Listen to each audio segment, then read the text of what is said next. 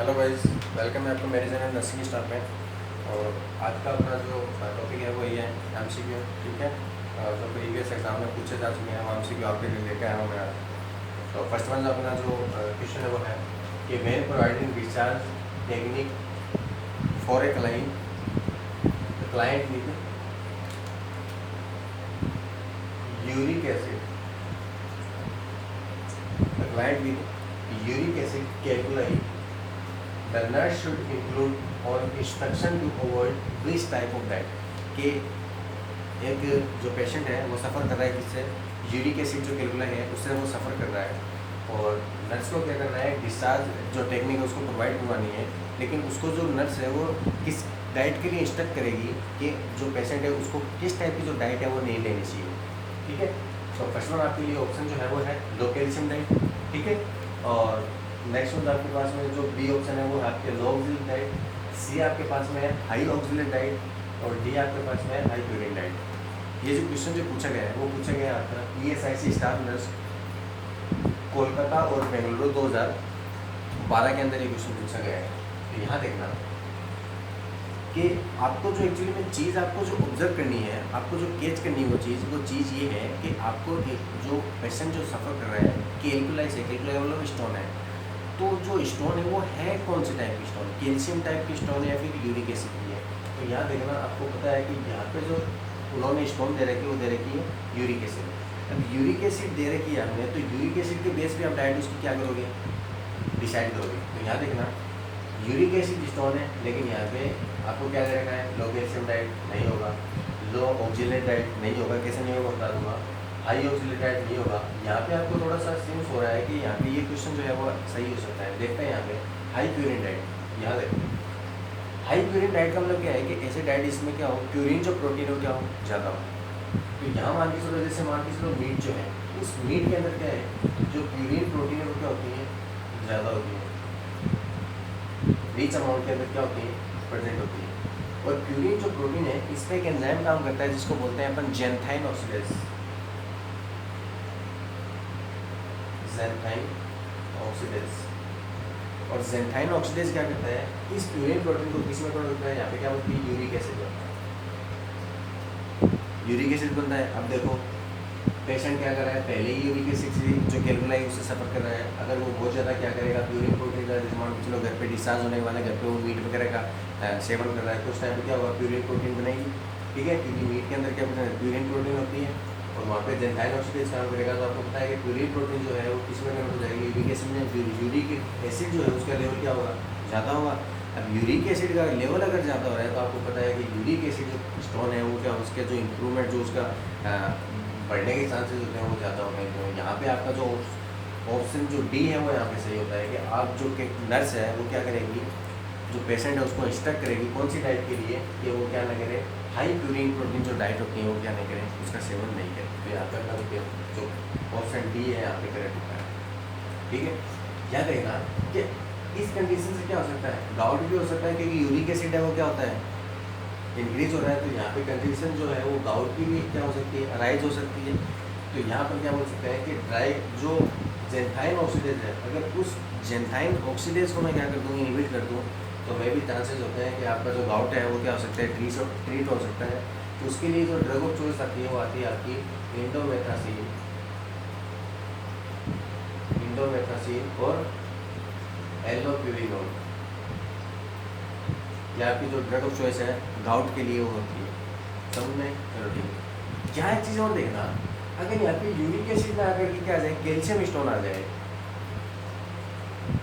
Uric acid ना आकर के यहाँ पे क्या आ जाए, कैल्शियम स्टोन आ जाए, तब वो अपने पास में डाइट कौन सी प्रिपेयर करेंगे। यहाँ देखना अगर कैल्शियम है, देखो RPSC और अपन बोल सकते हैं कि जो DSSB जो है उनके अंदर पूछा भी गया है कि जो मोस्ट कॉमन जो कैल्शियम स्टोन होती है, ठीक है, रेनल सिस्टम की, वो कौन सी होती है, वो होती है आपकी कैल्शियम स्टोन। ये पूछे भी जा चुके हैं क्वेश्चन प्रीवियस एग्जाम्स में। तो यहाँ उसके लिए कौन सी डाइट है, देखो यहाँ पे जब कैल्शियम स्टोन होती है तब क्या बोलते हैं डॉक्टर्स, क्या प्रिस्क्राइब करते हैं कि जिसमें जो सीड्स वगैरह हैं, जो वेजिटेबल्स हैं, उनका सेवन आप कम करो। क्यों करो, क्योंकि सीड्स के अंदर क्या प्रेजेंट होते हैं, ऑक्सीलेट प्रेजेंट होते हैं, और ये ऑक्सीलेट क्या करता है, अपना जो कैल्शियम है उस कैल्शियम को क्या करता है, जो कैल्शियम स्टोन है उसको इम्प्रूव करने का काम करता है, इन्हेंस करने का काम करता है। इसलिए अपन ये बोलते हैं कि या तो लो ऑक्सीलेट डाइट या फिर लो कैल्शियम डाइट वो क्या करनी चाहिए, उसको लेनी चाहिए। तो ये अपना जो ऑप्शन डी है यहाँ पे करेक्ट होता है कि हाई प्यूरिन जो डाइट है वो क्या करनी चाहिए, पेशेंट को इग्नोर करनी चाहिए। कौन सी कंडीशन में, यूरिक एसिड जो स्टोन है उसकी कंडीशन में। दूसरा मेरे पास जो क्वेश्चन है वो है कि which is not use in lithotripsy procedure, कि लिथोट्रिप्सी जो प्रोसीजर है उसमें कौन सा किसका यूज़ नहीं होता। ये पूछा गया था BSF स्टाफ नर्स 2014 के अंदर पूछा गया है क्वेश्चन। फर्स्ट वन आपके पास में जो ऑप्शन उन्होंने दे रखे थे वो ये थे कि यूरेटोलिथोटोमी, नेफ्रोलिथोटोमी, पाइलोलिथोटोमी और लिथोटोमी। देखो यहाँ पे दो वर्ड है आपके पास, एक तो लिथोटोमी और एक लिथोट्रिप्सी। देखो दोनों का मतलब क्या है। लिथोट्रिप्सी का मतलब क्या है कि it is a non invasive procedure, जिसमें क्या होते हैं, जो स्टोन होती है उस स्टोन को तोड़ करके बाहर निकालना, ये होता है लिथोट्रिप्सी। और लिथोटोमी का मतलब क्या होता है, लिथोटोमी का मतलब it is a invasive process, जिसमें क्या होते हैं, जो स्टोन है उस स्टोन को क्या करते हैं, बाहर निकालना, इन्वेजिव प्रोसीजर है, उसको बोलते हैं लिथोटोमी। तो यहाँ देखना, यूरेटोलिथोटोमी, नेफ्रोलिथोटोमी और पाइलोलिथोटोमी, ये कहीं ना कहीं सही है, क्योंकि यहाँ पे क्या होती है कि जो स्टोन है, स्टोन को तोड़ करके बाद में इन्वेजिव प्रोसेस के थ्रू क्या करते हैं, बाहर निकालते हैं। यहाँ देखना लिथोटोमी जो है वो वर्ड अलग है एकदम। लिथोटोमी का मतलब क्या है कि स्टोन को बिना तोड़े क्या करना, बाहर निकालना। तो ये जो लिथोटोमी जो है वो लिथोट्रिप्सी के अंदर नहीं आता, क्योंकि लिथोट्रिप्सी में मैंने क्या बोला है कि लिथोट्रिप्सी का मतलब क्या होता है कि स्टोन को तोड़ करके बाहर निकालना, प्रोसेसर क्या है, लिथोट्रिप्सी प्रोसीजर। तो यहाँ पे आपका जो ऑप्शन होता है वो डी सही होता है कि लिथोट्रिप्सी के अंदर जो प्रोसीजर हो उसमें लिथोटोमी नहीं होगी। ठीक है, ये जो क्वेश्चन पूछा गया है, ये पूछा गया है BSF स्टाफ नर्स 2014 का पूछा गया है, समझ में। नेक्स्ट वन आपके पास में है an important condition causing renal कैल्कुलाई, कि रीनल कैल्कुलाई है उसको अगर कोज करवाते हो तो कौन सी कंडीशन है। तो यहाँ पे आपको ऑप्शन दे रखा है नेफ्रेटिक सिंड्रोम नहीं, रीनल ट्यूमर नहीं, हाइपर पैराथायरिज्म और हाइपरटेंशन।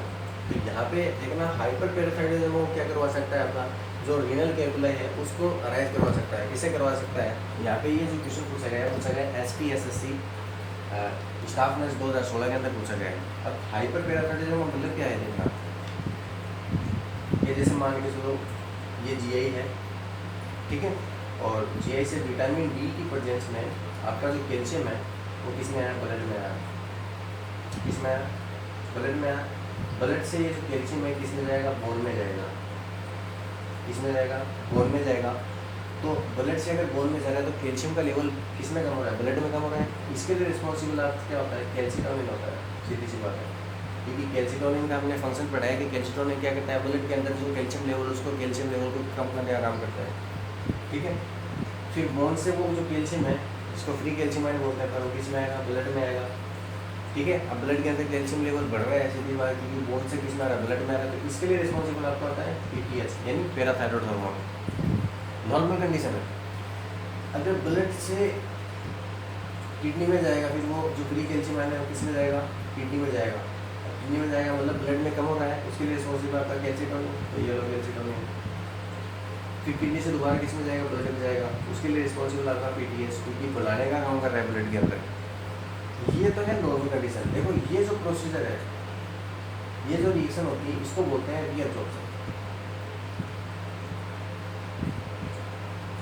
इसको बोलते हैं सॉरी रिजॉर्प्शन। और ये वाले जो रिएक्शंस हैं इनको बोलते हैं अपन रीअब्जॉर्प्शन। समझ में आया क्या होता है कि ब्लड से जो कैल्शियम बोन में जा रहा है, ब्लड से कैल्शियम है वो किस में जा रहा है, किडनी में जा रहा है। ये जो प्रोसीजर है उसको बोलते हैं रिजॉर्प्शन। किडनी से फिर जो कैल्शियम है वो किस में जा रहा है, ब्लड में जा रहा है। बोन से फिर किस में जा रहा है, ब्लड में जा रहा है। ये जो प्रोसीजर है इसको जो है रिएक्शन है इसको बोलते हैं अपन रिजॉर्प्शन।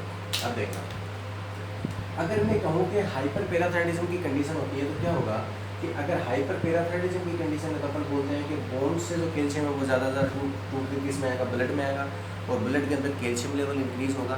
तो यहाँ पे सर्कुलेटरी के थ्रू आपको पता है कि किडनी के अंदर सर्कुलेशन में कैल्शियम जाता है, तो वहाँ पे मोस्टली चांसेस होते हैं कि कैल्शियम स्टोरेज हो। तो यहाँ पे आपका जो करेक्ट आंसर होता है वो होता है हाइपर पैराथायरॉयडिज्म। उसकी वजह से आपको रीनल कैल्कुल होने के चांसेस क्या होते हैं, ज़्यादा। ठीक है, यहाँ देखना एक चीज़ और, अगर रिजॉर्प्शन से अगर रीअब्जॉर्प्शन क्या हो जाए, बढ़ जाए, तब कौन सी कंडीशन आ रही है। यहाँ पर ये बोल सकता हूँ कि रीअब्जॉर्प्शन, सॉरी ये रिजॉर्प्शन है, resorption less than reabsorption, then क्या होगा, उस कंडीशन को बोलते हैं अपन ऑस्टियोपोरोसिस। ठीक है, एक चीज़ ये है, क्यों, क्योंकि रिजॉर्प्शन क्या होगा, रिजॉर्प्शन से देखो क्या होता है कि रिजॉर्प्शन में क्या होता था कि ब्लड से जो कैल्शियम है वो किस में जा रहा है, किडनी में जा रहा है और बोन में जा रहा है। लेकिन अगर रीअब्जॉर्प्शन में क्या होगा कि बोन से टूट कर देखो ब्लड में आ रहा है, तो यहाँ पे जो बोन है वो क्या होगी, फ्रेगाइल होगी। इस कंडीशन को क्या बोलते हैं, ऑस्टियोपोरोसिस। अपन क्या बोल सकते हैं कि resorption less than reabsorption, that is called osteoporosis. समझ में, चलो ठीक। नेक्स्ट क्वेश्चन जो आपके पास में है वो है हाइड्रोनेफ्रोसिस मीन्स। हाइड्रोनेफ्रोसिस का मतलब क्या है कि एक्चुअली में किडनी का डायलेशन। देखो फर्स्ट में आपका ऑप्शन दे रखा है, वो दे रखा है आपका डायलेशन ऑफ इंटेस्टाइन नहीं होगा, डायलेशन ऑफ स्टोमक नहीं होगा, रिलेटेड ही नहीं है। डायलेशन ऑफ गॉल ब्लैडर ये भी नहीं होगा, रिलेटेड ही नहीं है। और डायलेशन ऑफ किडनी ये आपका सही होता है। तो यहाँ पे ये जो क्वेश्चन पूछा गया ESIC स्टाफनेस 2016 के अंदर पूछा गया है कि डायलेशन ऑफ किडनी क्या कहलाता है, आपका हाइड्रोनेफ्रोसिस। और किडनी में भी किसका डायलेशन, रीनल पैरेलल का जो है डायलेशन, उसको अपन बोलते हैं डायलेशन ऑफ किडनी। और उसका जो मतलब होता है उसको अपन टर्मिनोलॉजी में बोलते हैं हाइड्रोनेफ्रोसिस। समझे आप, यहाँ देखना गाल ब्लैडर से कुछ याद आएगा। गाल ब्लैडर के लिए अपन क्या बोलते हैं कि गाल ब्लैडर को अगर रिमूव करते हैं अपन, उसको अपन क्या बोलते हैं, कोलेसिस्टेक्टोमी। उस कंडीशन में क्या बोलते हैं अपन, cholecystectomy, removal of gall bladder.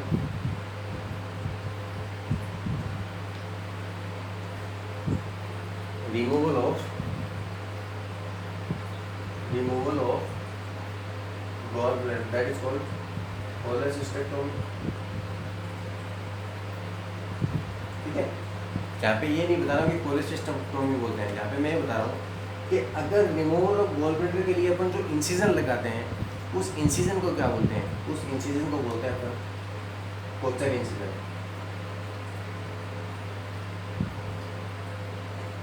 उसको बोलते हैं कोचर इंसिजन। अपेंडेक्टोमी के लिए अपन जो इंसिजन लगाते हैं उसको क्या बोलते हैं, उसको बोलते हैं MC बर्नी इंसिजन। उसको बोलते हैं MC बर्नी इंसिजन, और गिरिड्रॉन इंसिजन भी बोलते हैं उसको। ठीक है, तो अपेंडेक्टोमी के लिए जो करते हैं अपन इंसिजन जो लगाते हैं उसको बोलते हैं MC बर्नी इंसिजन भी बोलते हैं, और उसको गिरिड्रॉन इंसिजन भी बोलते हैं, गिरिड्रॉन इंसिजन। ठीक है, जैसे सीजेरियन सेक्शन है, तो सीजेरियन सेक्शन के लिए जो इंसिजन लगाते हैं उसको क्या बोलते हैं, उसको बोलते हैं फाइनेंशियल इंसिजन। फाइनेंशियल इंसिजन, क्योंकि ये जो इंसिजन है ये एक्चुअली में PGI चंडीगढ़ 2016 के अंदर पूछे जा चुके हैं। समझ में आया? तो मैं बात करूँ अगर कोलेसिस्टेक्टोमी के लिए गॉल ब्लैडर अगर रिमूव कर लिए, उसके लिए जो इंसिजन लगाते हैं उसको बोलते हैं अपन कोचर इंसिजन। ठीक है, अपेंडेक्टोमी के लिए जो इंसिजन लगाते हैं उसको क्या बोलते हैं MC बर्नी इंसिजन या फिर गिरिड्रॉन इंसिजन।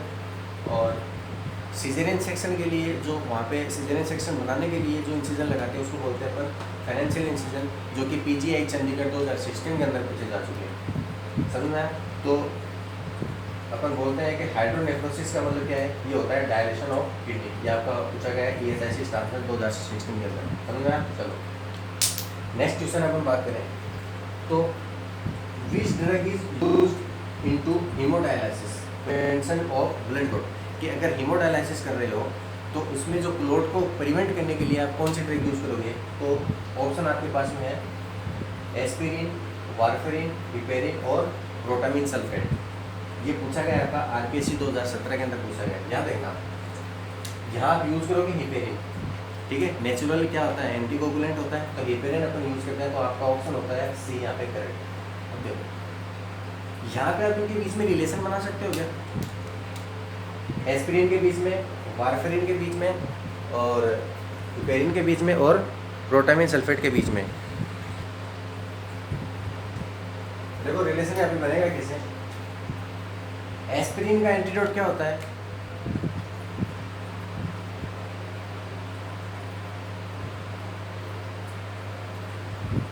अमोनियम क्लोराइड, ठीक है। वारफेरिन का एंटीडोट होता है पर विटामिन के। हेपेरिन जो है उसका एंटीडोट है आपका प्रोटामिन सल्फेट। समझ में आया, हेपेरिन जो है उस हेपेरिन का एंटीडोट है आपका प्रोटामिन सल्फेट। हर एग्जाम में पूछा जाता है, लगभग पूछा जाता है कि हेपेरिन जो है उसका एंटीडोट क्या है, तो ये होता है आपका प्रोटामिन सल्फेट। और एस्पिरिन का अमोनियम क्लोराइड और वारफेरिन जो है उसका एंटीडोट होता है विटामिन के। एक चीज़ और देखना, हेपेरिन और वारफेरिन को कभी भी एक साथ नहीं देते, बिकॉज ऑफ ये क्या करवाते हैं, इंटरनल ब्लीडिंग करवा सकते हैं। और इंटरनल ब्लीडिंग अगर दोनों को एक साथ दे रहे हो, वारफेरिन को हेपेरिन को, तब एक्चुअली में मोस्ट कॉमन साइट क्या होती है ये भी पूछा जाता है, तो वो होती है जॉइंट। जॉइंट के अंदर क्या होती है, ब्लीडिंग होती है। उस कंडीशन को अपन बोलते हैं हिमार्थ्रोसिस। हिमार्थ्रोसिस ये पूछा गया आपका आरपीएससी 2017 के अंदर, कि which drug is use in prevent haemodialysis to prevent clot, ठीक है। तो आपका होता है हेपेरिन। तो आज के अपने जो जो एमसीक्यू थे, मोस्ट कॉमन क्वेश्चन जो है, ठीक है। तो अगर वीडियो लाइक और अच्छी लगे तो लाइक और सब्सक्राइब जरूर करना प्लीज़। Thank you.